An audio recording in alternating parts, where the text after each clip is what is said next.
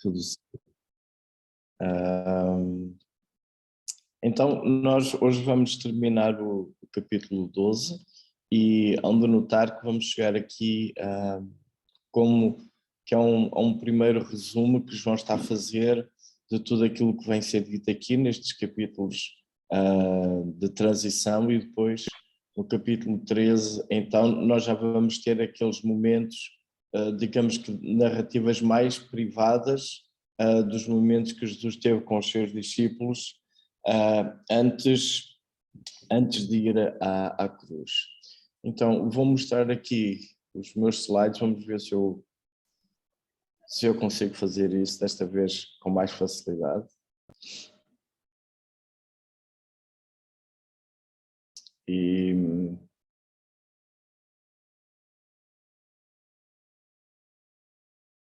não sei se estão já a ver os slides. Sim, mas está, agora sim, já está ok. Está ok? Pronto, vocês veem ali a minha janela de lado ou não? Não. Ok, ótimo.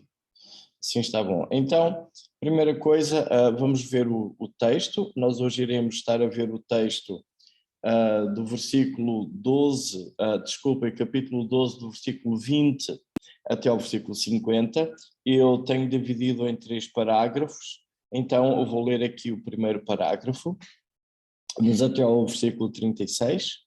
Ora, dentre os que subiram para adorar durante a festa, havia alguns gregos. Estes, pois, se dirigiram a Filipe, que era de Betsaida da Galileia, e lhe rogaram: Senhor, queremos ver Jesus.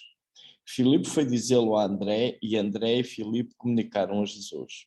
Respondeu-lhes Jesus: É chegada a hora de ser glorificado o Filho do Homem. Em verdade vos digo, se o grão de trigo caindo na terra não morrer, fica ele só. Mas, se morrer, produz muito fruto. Quem ama a sua vida, perde-a. Mas aquele que odeia a sua vida neste mundo, preservá-la-á para a vida eterna. Se alguém me serve, siga-me, e onde eu estou, ali estará também o meu servo. Se alguém me servir, o Pai o honrará. Agora está angustiada a minha alma, e que direi eu? Pai, salva-me desta hora. Mas precisamente com este propósito vim para esta hora. Pai, glorifica o teu nome. Então veio uma voz do céu. Eu já o glorifiquei e ainda o glorificarei. A multidão, pois, que ali estava, tendo ouvido a voz, dizia ter ouvido um trovão. Outros diziam: foi um anjo que lhe falou. Então explicou Jesus: não foi por mim que veio esta voz, e sim por vossa causa. Chegou o momento de ser julgado este mundo, e agora o seu príncipe será expulso. E eu, quando for levantado da terra, atrairei todos a mim mesmo. Isto dizia, significando de que género de morte estava para morrer. Replicou-lhe, pois, a multidão: nós temos ouvido na lei que o Cristo permanece para sempre, e como dizes ser tu necessário que o Filho do Homem seja levantado. Quem é esse Filho do Homem? Jesus respondeu-lhes: ainda por um pouco a luz está convosco. Andai quando tendes luz, para que as trevas não vos apanhem, e quem anda nas trevas não sabe para onde vai. Enquanto tendes a luz, crede na luz, para que vos torneis filhos da luz. Jesus disse estas coisas, retirando-se, ocultou-se deles. Primeiro, só umas pequenas notas sobre o texto. De facto, nós temos aqui uma indicação que alguns gregos queriam ver Jesus, e fica a pergunta: quem seriam estes gregos? Será que seriam realmente pessoas de etnia grega, de cultura grega? Tudo indica que seriam antes, aliás, possivelmente poderiam também ser judeus e helénicos, mas tudo indica que eles seriam sim gregos, mas possivelmente prosélitos que se converteram ao judaísmo, portanto teriam que ter praticado a circuncisão. E o contexto que já tínhamos visto a semana passada, esta seria a festa da Páscoa, portanto estes gregos não seriam judeus, seriam prosélitos, estariam ali para também poder adorar e participar nesse momento da Páscoa, bastante importante na religião judaica. Outra questão que também o texto não especifica é se eles realmente conseguiram ver Jesus, porque quando chegamos ao versículo 22, eles comunicaram isto a Jesus, o desejo dessas pessoas, e a seguir Jesus responde aos discípulos e começa o discurso, e não temos propriamente uma indicação se eles o encontraram ou não.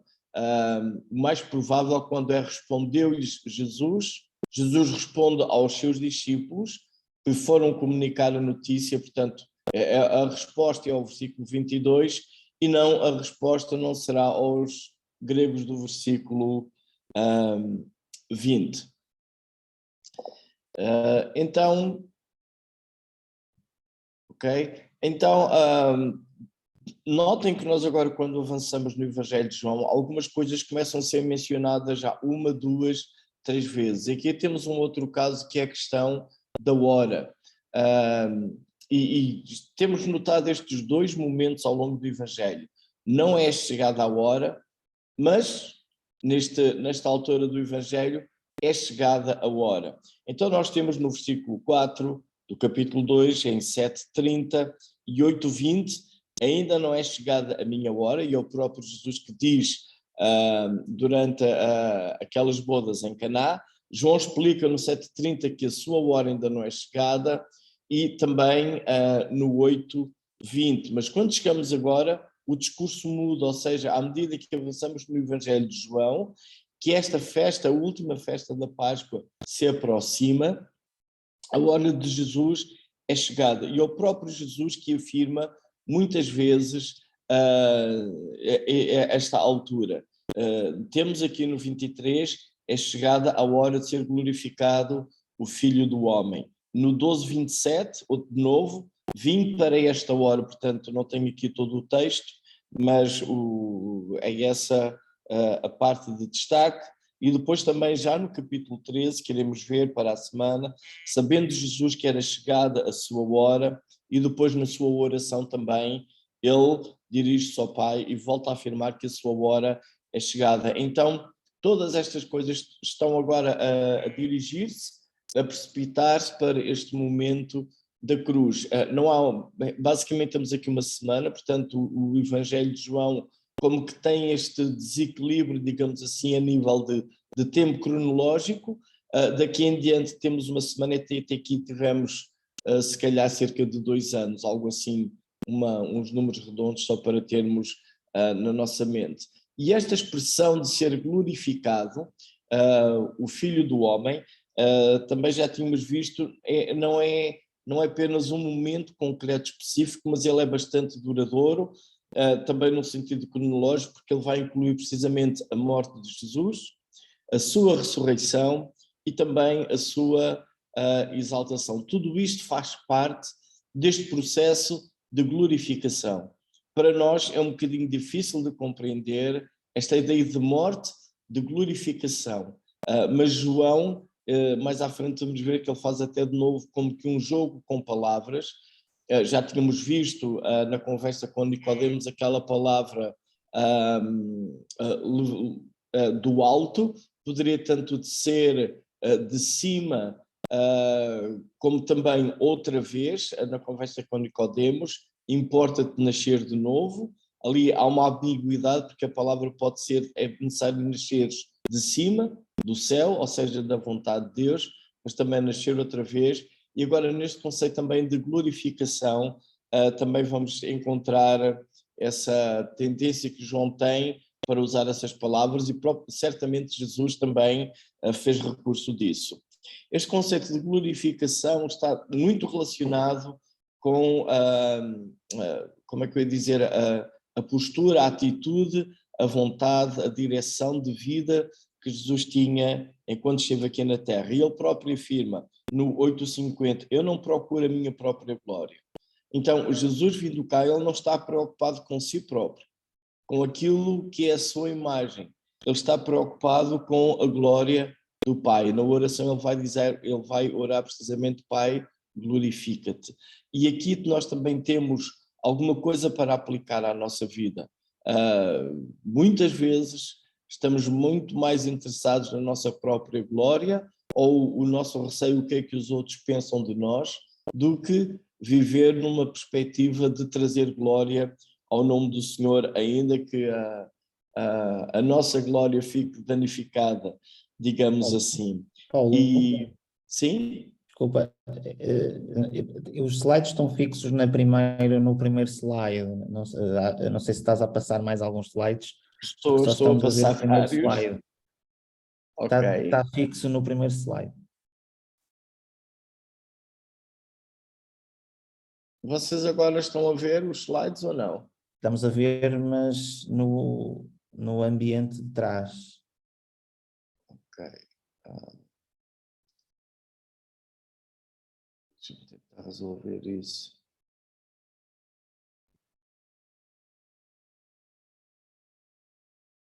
Conseguem ver agora? Sim, o primeiro slide. E eles passam Não, ou não? não está a passar, só está no primeiro slide. Ok. E se eu fizer assim, continua o primeiro slide ou já tem o texto? Agora está tudo escuro.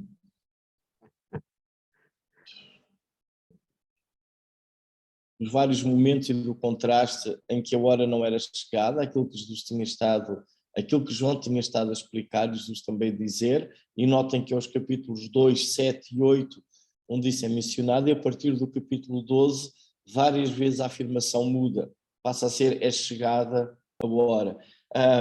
Em termos de usar o Evangelho de João como uma ferramenta de evangelismo,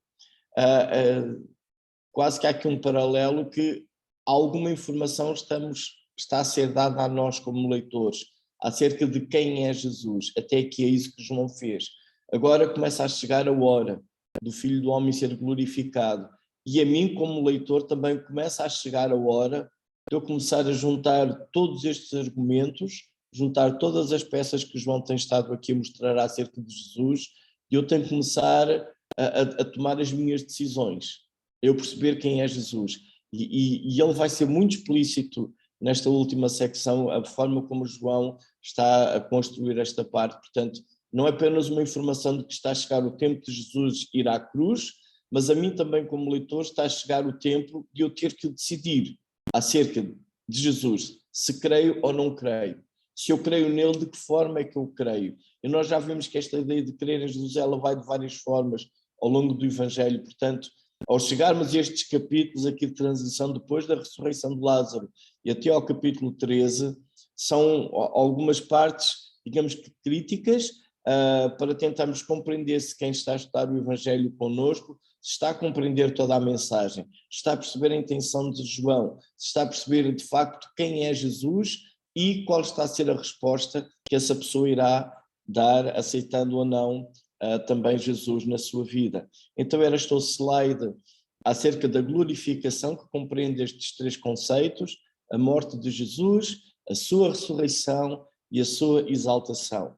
Então, de novo, é esta ideia que para nós a parte da morte é difícil de encaixar no conceito de glorificação, mas é nesse sentido também que o Pai é glorificado na sua obediência, na sua sujeição e submissão ao Pai.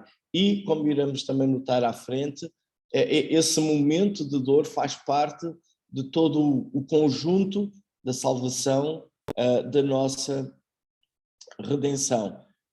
Só rever aqui dois slides que vocês não tinham notado. Então, acerca desta glorificação, é que Jesus não busca a sua própria glória, ele procura antes a glória do Pai, e também ele procura sempre fazer aquilo que agrada ao Pai. E estes dois temas, eles são muito interessantes para serem aplicados à nossa vida. Não buscarmos a nossa própria glória, fazemos aquilo que é de agrado do Pai. E só aqui a título de parênteses, eu achei... tive um momento de reflexão quando chegou a pandemia e havia vários planos, vários projetos que eu sei que várias igrejas, vários pastores tinham, e de repente tudo aquilo ficou parado, e muitas coisas tiveram que ser canceladas, nós aqui tivemos que repensar e ajustar, e basicamente houve aquele confronto, afinal toda esta paragem, como é que é? É o meu projeto que não vai avançar, ou era o projeto que Deus tinha que não vai avançar por causa da pandemia?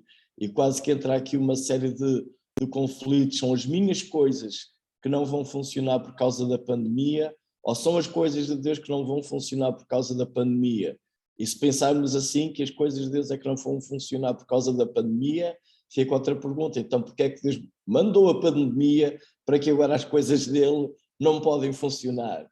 Então, isto tem muito a ver com esta a ideia, o que é que de facto nós buscamos? A nossa própria glória, o nosso zelo, o nosso esforço, a nossa vontade, o nosso empenho, ou se temos também, como Jesus, esta sujeição à vontade de Deus. E notem nos Evangelhos, Jesus nunca fica triste ou desanimado, porque na altura em que ele queria fazer uma coisa, o Pai não queria. No entanto, nós passamos por isso. E então é um pequeno parênteses só para nós fazermos este ajuste à nossa vida e lembrar aqui o que Jesus disse em 8:29, eu só porque eu faço sempre o que lhe agrada. Esta era a ênfase de Jesus. Então temos aqui um princípio, eu acho muito interessante este texto acerca do grão de trigo, esta resposta que Jesus dá, e algumas coisas aqui interessantes. Primeiro há um princípio que vem do ambiente básico da época de Jesus, que é o trigo. Toda a gente sabia que tinham que semear o trigo, colocá-lo na terra, ele teria que morrer para ele finalmente então poder produzir. E aqui este princípio é muito claro e aplicado agora à situação que Jesus está a mencionar, para que haja nova vida, para que aqueles gregos que queriam ver Jesus, ou os judeus, ou os gentios, ou se fosse lá quem fosse, para terem nova vida, Jesus precisava de morrer. Tal como o grão de trigo, para ter esta quantidade abundante de fruto, o grão de trigo teria que morrer, Jesus também teria que morrer para poder ter este fruto de almas salvas em abundância. E este princípio também, se ele é aplicado ao próprio Jesus, ele é aplicado a nós que somos seus discípulos. Portanto, se Jesus terá que morrer para ter este fruto, este princípio, ele acaba por ser aplicado a nós, e logo a seguir, de imediato, Jesus faz de novo este tipo de contrastes. Quem ama a vida, perde-a. Aquele que odeia a sua vida neste mundo, preservá-la para a vida eterna. E esta é uma aplicação para nós. Eu acho muito interessante a forma como João construiu a frase: aquele que odeia a sua vida neste mundo. De novo, tem a ideia: ou busco a minha glória, ou busco a glória de Deus, a glória do meu Pai do céu. Eu procuro ter a exaltação e o foco está a minha vida neste mundo, ou o meu foco é a glória de Deus. De novo, este contraste ele agora aqui é aplicado à minha vida. E eu tenho que decidir, é uma atitude que eu tenho de fazer. E isto são momentos cruciais enquanto nós anunciamos o Evangelho a alguém. Alguém que percebe quem é Jesus e começa a perceber o que é ser discípulo de Jesus, tem que ser confrontado com isto. Sem estas questões, o Evangelho ele não é completamente pregado. E João quer que eu perceba isso, que eu, como discípulo de Jesus, a minha motivação é mesmo de Jesus, trazer glória ao nome de Deus e eu não estar a lutar para eu preservar a minha vida aqui na terra. A minha vida está nas mãos de Deus e a sua glória é esse o meu objetivo. E Pedro, também um discípulo de Jesus, quando escreve, ele concorda com tudo isto. E ele assim escreve: porquanto para isto mesmo fostes chamados, pois que também Cristo sofreu em vosso lugar, deixando-vos o exemplo para seguirdes os seus passos. Então, algumas coisas que nós notamos que fazem parte da vida de Jesus, elas são aplicadas igualmente a nós enquanto discípulos de Jesus. Mas aqui também surge uma certeza. Então, nós já temos o princípio: o grão de trigo tem que morrer para produzir fruto. Eu, para ter vida em abundância, eu não posso estar a agarrar à minha vida aqui na terra. Mas também há certezas. Se alguém me serve, siga-me. E onde eu estou, ali estará também o meu servo. E se alguém me servir, o Pai o honrará. Então, 2 vezes a ideia de serviço ela é aqui mencionada. Se alguém me serve, se alguém me servir. Aquele que serve tem que estar decidido a seguir Jesus.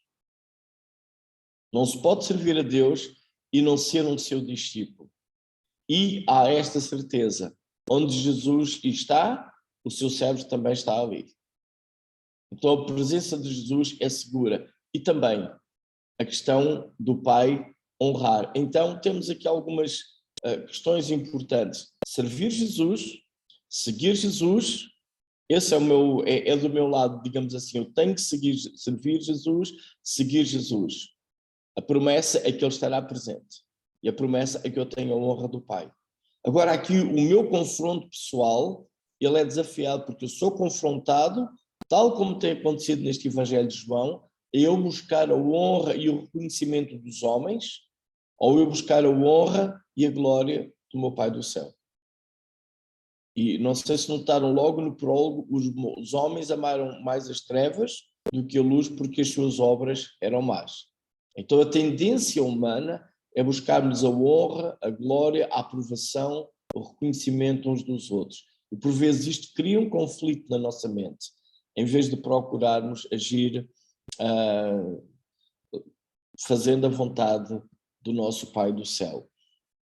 Um outro aspecto aqui em que eu tinha mencionado há pouco e tem o tal sentido ambíguo, é esta ideia de ser levantado.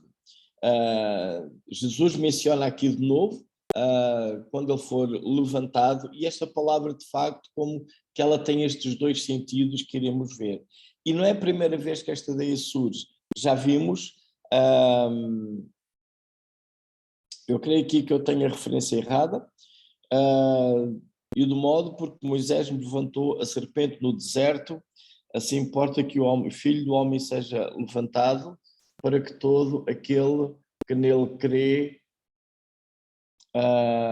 tenha a vida eterna. E eu não estou muito seguro acerca aqui da minha referência. Eu vou procurar. Sim, a referência está errada. Para eu não interromper aqui o meu tempo, se depois alguém puder encontrar e corrigir, eu agradecia. Este texto foi mencionado antes, a referência que está errada, mas esta ideia de Jesus ser levantado já tinha sido então mencionada no Evangelho de João, e temos também de novo no capítulo 8, quando levantardes o Filho do Homem, então sabereis que eu sou, e que nada faço por mim mesmo, mas falo como o Pai me ensinou. De novo esta ênfase de Jesus não buscar a sua própria glória, a sua própria vontade, antes buscar a glória e a vontade de Deus. A palavra que temos aqui traduzida por levantado, de facto ela tem dois significados. Ela tem um significado, podemos dizer, mais literal, no sentido físico, digamos assim, sem ser metafórico, no sentido de ser algo que é levantado ou erguido literalmente. Por exemplo, erguer um objeto no ar, alguma coisa do género. Mas ela também tem um outro significado, a ideia de ser exaltado, ser levantado numa posição de honra. Portanto, alguém que é honrado, que vai para uma posição de destaque, digamos assim, e acaba por ter a mesma palavra. E possivelmente as duas ideias, elas estão aqui implícitas neste texto, se bem que a ligação mais direta é o facto de Jesus ir literalmente ser levantado na cruz. Mas sendo ele literalmente levantado na cruz, portanto ele vai ser mesmo levantado, vai ser erguido no sentido físico, digamos que material, nesse mesmo momento em que Jesus ele é assim levantado e morre, ele está também a ser levantado, exaltado, porque até o próprio Satanás na cruz é onde ele é derrotado. Então há um contraste diante daquilo que os nossos olhos veem e das realidades que estão a acontecer. Nós, quando olhamos para a cruz, vemos um Cristo pregado, aliás, até ouvir os tais impropérios, se és o Filho de Deus, sai da cruz. E, no entanto, o que está a acontecer é que o mal, a morte, não está a ter vitória, a morte, pelo contrário, está a ser vencida. E será plenamente vencida na ressurreição, não é? O Satanás, ele está a ser derrotado. Então, esta ideia que quando ele vai ser levantado tem estas duas conotações, se bem que num contexto mais imediato do Evangelho de João, está-se a referir ao momento de ser erguido na cruz, mas também a sua exaltação, que está relacionado com a sua glorificação. De novo, todo este conjunto faz parte da sua glorificação. O livro do profeta Isaías, o capítulo 52, no versículo 13, portanto, numa tradução do texto grego, ele vai acabar por ser usada a mesma palavra. Eis que o meu servo procederá com prudência, será exaltado e elevado, será muito sublime. Então, aqui temos esta ideia de ser elevado e ser exaltado, e os dois sentidos estão também presentes. E mais tarde, o apóstolo Paulo, ele vai também usar esta palavra com esta mesma forma, pelo que também Deus o exaltou sobremaneira e lhe deu um nome que está acima de todo o nome. Nós temos aqui a palavra vai mudando, mas ela na língua grega é a mesma. Apenas agora, claro que na tradução, em Paulo faz muito mais sentido usar a palavra Deus o exaltou sobremaneira do que Deus o levantou sobremaneira. Mas a palavra no grego é precisamente a mesma, só que a nível de contexto há necessidade de fazer a diferença entre uma elevação física e uma elevação em honra. E quando Jesus menciona, aqui no Evangelho de João, provavelmente as duas ideias elas estão ali implícitas. Neste texto também, outro destaque, que também já é repetido no Evangelho de João, luz. E já vimos no capítulo 1, a vida estava nele e a vida era a luz dos homens.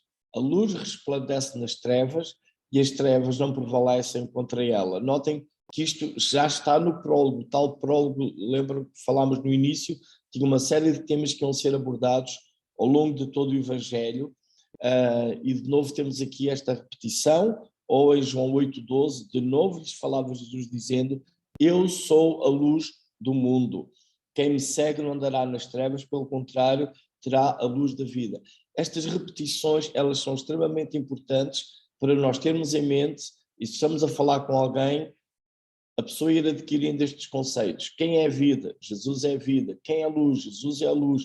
E eu, quando sou confrontado com a luz, eu creio e devo crer no sentido de ter vida e não continuar em trevas sem saber quem é Jesus.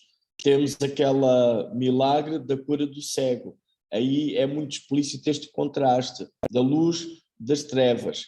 No sentido físico, o cego não via, passou a ver, mas também no sentido de perceber e de crer quem era Jesus, que os fariseus que viam, afinal, eram cegos porque não queriam quem era Jesus. E, ao lermos estes textos, a nossa oração sempre é que a pessoa com quem nós estamos a partilhar o Evangelho, que a luz vá brilhando nos seus corações. E temos aqui o último texto, então, que eu queria partilhar acerca da luz, que é: enquanto estou no mundo, sou a luz do mundo. Então, Jesus esteve aqui, a luz do mundo. Agora, eu não tenho aqui o texto, mas em Mateus, Jesus afirma aos seus discípulos que nós somos a luz do mundo. Então, agora cabe a nós esta missão de podermos levar esta luz da verdade do Evangelho, de quem é Cristo, às pessoas com quem nós nos relacionamos. O texto agora do 37 até ao 43, há aqui uma espécie de um resumo de tudo o que tem sido feito até aqui.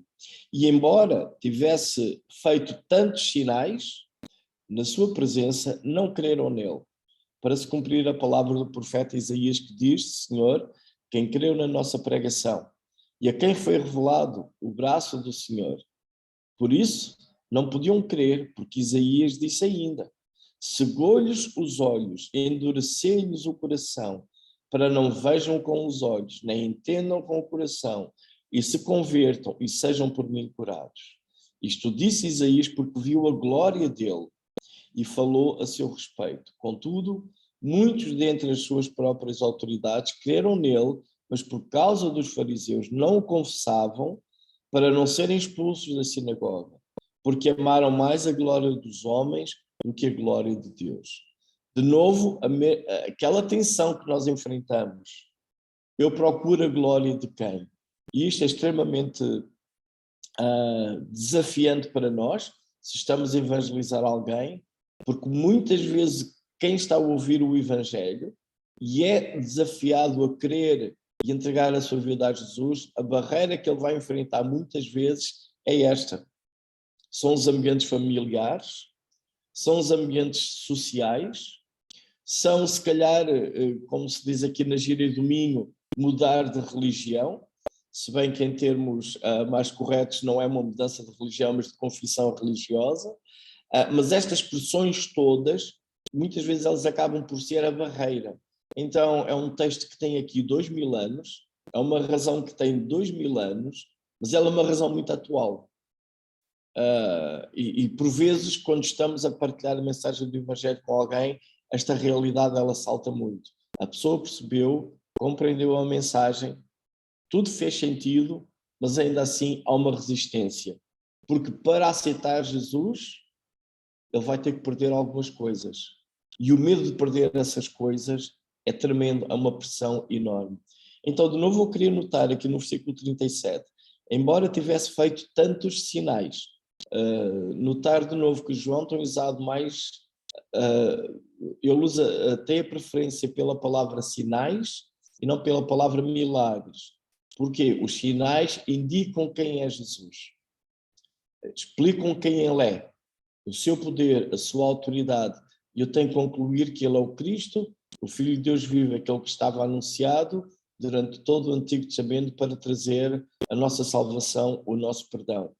Qual é o confronto? Diante de tantos sinais, houve esta resistência, e isto também não é novo. O profeta Isaías já tinha anunciado isso. Então, os sinais que João tem relatado até aqui, podemos ter uma atenção se até aqui são 6 ou 7, eu aqui tenho 6, não estou a considerar como um sinal o momento em que Jesus andou sobre as águas, irei considerar como sinal a própria ressurreição de Jesus, mas pode ser considerado também o momento em que Jesus anda sobre as águas como um outro sinal, e neste caso então aqui já teríamos 7. Isso não é algo importante, mas o facto é que até agora tem havido várias evidências, vários sinais de quem é Jesus. E esses sinais sempre estão associados a um discurso, a uma mensagem que Jesus dá, a um ensino. No cego, ele deu um bom ensino. Na questão da multiplicação dos pães, falou que ele era o pão da vida. Portanto, na ressurreição de Lázaro, ele falou de que ele é a ressurreição e a vida. Todos estes sinais estão associados a uma mensagem, a um ensino de Jesus. E o que é que João está a dizer? Ele selecionou 7 até agora, ou 6. E houve resistência, houve incredulidade. Isto não é novo. E se nós, ele cita Isaías, mas se nós olharmos antes de Isaías, já em Deuteronômio, temos ali, eu não anotei o capítulo também, mas temos ali o versículo, uma mensagem de Moisés que diz: as grandes provas que os vossos olhos viram, os sinais e grandes maravilhas, porém o Senhor não vos deu coração para entender, nem olhos para ver, nem ouvidos para ouvir, até ao dia de hoje. Como que é um lamento, uma afirmação que Moisés faz, porque o povo, apesar de ver os milagres, 10 vezes nós lemos que ele pôs o Senhor à prova no deserto. Esta resistência. Quando chegamos aos dias de Isaías, Isaías enfrenta essa mesma resistência da parte do povo. E ele recebeu esta mensagem dura, temos no capítulo 6. O Senhor diz assim a Isaías, e notem que Isaías, capítulo 6, é quando Isaías tem aquela visão, vê o Senhor sentado num alto e sublime trono, e é interessante que João diz que viu a glória de Jesus, o próprio profeta. Mas depois, quando Isaías diz que está disposto a ir, eis aqui envia-me a mim, o Senhor diz-lhe assim: tornem sensível o coração deste povo, enderece-lhe os ouvidos, fecha-lhe os olhos, para que não venha ele a ver com os olhos, ouvir com os ouvidos e entender com o coração, e se converta e seja salvo. E o que temos neste momento, tanto nos dias de Isaías, porque eles não se arrependeram, e acabaram por ser exilados para a Babilónia. Como nos dias de Jesus, que rejeitaram Jesus, apesar de eles verem sinais, milagres, esta mensagem de Deus, há esta resistência humana. E parece que a coisa funciona com um mecanismo estranho. Quanto mais o profeta anuncia, ou quanto mais a objetividade nos seus sinais Jesus faz, maior resistência há. É impressionante, notem, o primeiro milagre é água em vinho. Ok, poderia-se esperar alguma resistência acerca de quem era Jesus, não é? Desculpem-me agora aqui usar esta expressão, mas alguém poderia dizer, um milagreiro caseiro que faz água em vinho. Mas vai havendo mais evidências. E a última que temos visto até aqui é um Lázaro que está morto e foi ressuscitado. É algo tremendo, mas é precisamente nesse momento que surge também aquela decisão: temos que matar este homem e temos também que matar Lázaro. Portanto, quanto mais poderosa é a mensagem e os sinais são evidentes, nem sempre há um arrependimento e há um toque da parte de Deus. Daí que é extremamente importante, se nós estamos a ler o Evangelho de João com alguém, não podemos pensar que a boa leitura do Evangelho ou a nossa boa abordagem do Evangelho implica reconhecimento e conversão daquela pessoa. E aqui eu queria também convidar a nós próprios a termos a atitude de Isaías.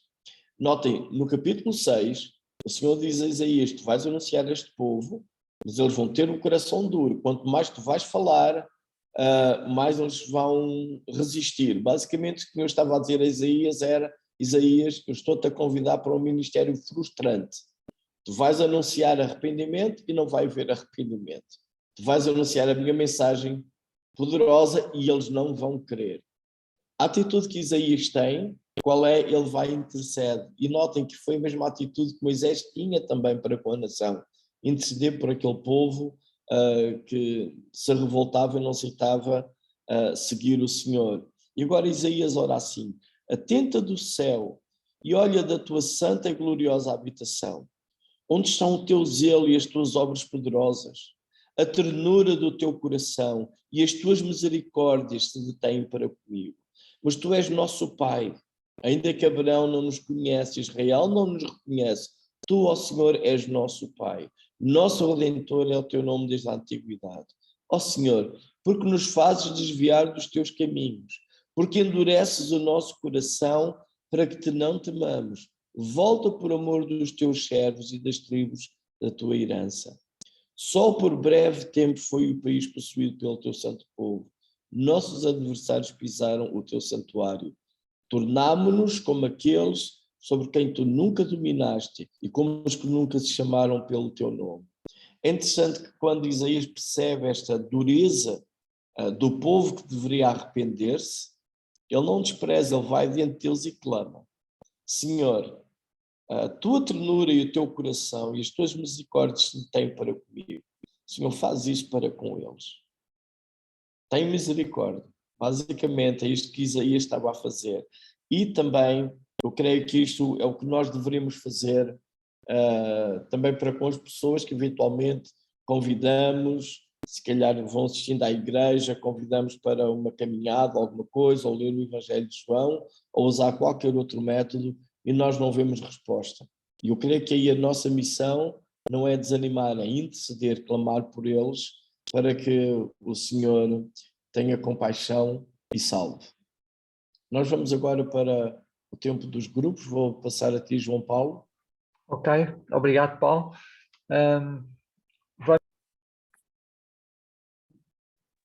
Tens de ligar o micro, Paulo Oliveira. Não tens o micro ligado. Ok, agora está ligado. Agora está ligado. Obrigado. Então acho que é bom nós podemos orar. Penso que estão a ver o meu ecrã ou não? Confirmem. Ainda não, tens que pôr na apresentação. Isto às vezes resulta, às vezes não resulta. Ainda não entendi a técnica. Ainda tens mais umas semanas até ao fim do livro de João, Paulo Oliveira, para perceberes como é que isso funciona. Houve uma altura em que isto funcionava bem, mas depois piorou. Ok. Estão a ver alguma coisa ou não? Passam? Então, eu não tinha o capítulo, é Deuteronômio 29, e também eu tinha ali João 13, mas não era João 3, 14 e 15, o texto em que Jesus falou, assim como Moisés teria levantado a serpente, o Filho do Homem também iria ser levantado. Então, dando aqui continuidade, os últimos versículos de 44 ao 50, e de novo eu queria recordar, era bom se a gente pudesse ter feito a leitura de todo este texto de seguida, porque realmente é uma conclusão que João está aqui a fazer. Ele está a levantar vários assuntos. Notem que ele está a falar na primeira parte que vimos do 20 até ao 36, que está a chegar o tempo em que ele vai ser glorificado. Ele fala da sua morte, são palavras de ênfase. A ideia de luz, ele como luz do mundo, ela é ali mencionada também. Depois temos o outro texto, do 37 até ao 43, o contraste que houve entre tudo aquilo que Jesus disse e fez, evidências claras para que se pudessem crer nele e não creram, e ainda assim alguns que creram com receio porque tinham medo da rejeição dos homens, e onde notar que este Nicodemos é um desses. Nicodemos que foi de noite ter com Jesus, defendeu num momento crucial, mas continuou oculto durante todo o Evangelho, só irá surgir no fim do Evangelho, depois de Jesus morrer, então juntamente com José de Arimateia vai estar no sepultamento de Jesus. Então, este texto aqui é uma conclusão rápida que João vai fazer, que tem alguns temas alguns temas de destaque. E Jesus clamou dizendo: quem crê em mim, crê não em mim, mas naquele que me enviou. E quem me vê, vê a mim e vê aquele que me enviou. Eu vim como luz para o mundo, a fim de que todo aquele que crê em mim não permaneça nas trevas. Se alguém ouvir as minhas palavras e não as guardar, eu não o julgo, porque não vim para julgar o mundo, e sim para salvá-lo. Quem me rejeita e não recebe as minhas palavras, tem quem o julgue. A própria palavra que eu tenho preferido, essa o julgará no último dia. Porque eu não tenho falado por mim mesmo, mas o Pai que me enviou, esse me tem prescrito o que dizer e o que anunciar. Eu sei que o meu mandamento é a vida eterna. As coisas, pois, que eu falo, como o Pai me tem dito, assim falo. Ou seja, agora João faz aqui uma síntese e notem que ao argumento, se nós estivermos a falar e a ler o Evangelho aqui com alguém, temos aqui alguns temas importantes, onde notar, no início, crer em Jesus, ele é a luz do mundo, a ideia de juízo está lá, Jesus não vem para julgar, pelo contrário, ele vem para salvar, mas quem rejeita o juízo está ali implícito, porque essa palavra o julgará no último dia, diz o versículo 39, e então aqui tinha estes quatro destaques, aliás, que João agora está a dar aqui no resumo que ele tem vindo a levantar ao longo deste Evangelho. Primeiro, crer. E esta ideia de crer em Jesus é também o sentido de crer quem ele é, como ele é a luz, o Filho de Deus, aquele que tinha sido anunciado. Então esta ideia de crer para a salvação. Segundo, a ideia de luz. Eu percebi que como ser pecador, eu estou em trevas, não sei onde vou, tenho necessidade de luz. E esta luz de Deus na minha vida, ela só acontece através de Jesus Cristo.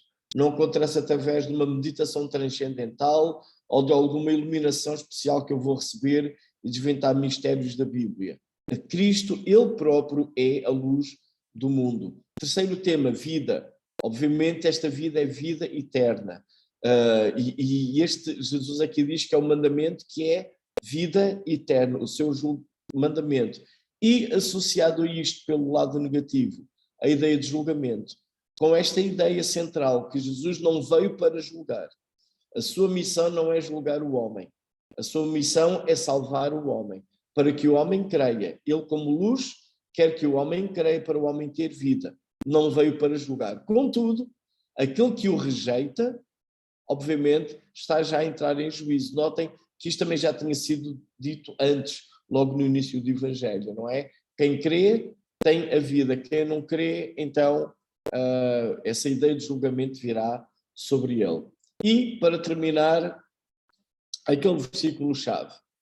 Tudo isto, basicamente, que João tem escrito até aqui, portanto, fazendo o resumo, este vem do versículo, vem do fim do Evangelho, mas fazendo este resumo agora destes versículos deste capítulo 12, tudo isto, estes sinais que Jesus fez e João registrou, é para que crendo tenham vida em seu nome. Então, este movimento aqui, do capítulo 12 para o capítulo 13, é uma altura em que, se nós estivermos a ler o Evangelho de João com alguém, tem que ser um momento bem banhado em oração. Porque a pessoa é convidada, ela é confrontada, ou crê em Jesus e o aceita, ou então começa a ter esta informação que o juízo de Deus também estará sobre ele no último dia. Mas a motivação é crer para vida eterna. E termino aqui hoje. Obrigado, Paulo, por mais um estudo desta noite. Muito bom, muito obrigado. Vamos terminar com uma palavra de oração, como sempre fazemos também, e depois dar a oportunidade a alguém que queira fazer algum anúncio ou inclusive alguma pergunta de última hora